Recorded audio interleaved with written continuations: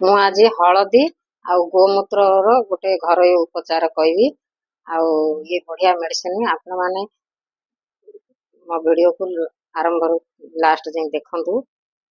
ଯଦି ହଳଦୀ ଗୋରା ହବାକୁ ଚାହୁଁଛନ୍ତି କହିଲେ ହଳଦୀ ଅଧ ଚାମଚଟେ ପକେଇକିରି ତାକୁ ପାଣିରେ ଫୁଟେଇବେ, ଟିକେ ନଖ ଉଷୁମ ପିଇବେ। ପାଣିରେ ପିଅନ୍ତୁ ବା କ୍ଷୀରରେ ପିଇଲେ ହେଲେ ହବ। ଆଉ ଗୋଟେ ହେଲା କ୍ୟାନ୍ସର ଯଦି ହେଇଥିବ, ସବୁଦିନେ ଯଦି ହଳଦୀ ଖାଉଛନ୍ତି କେବେ ବି କ୍ୟାନ୍ସର ବି ହବ ନାହିଁ।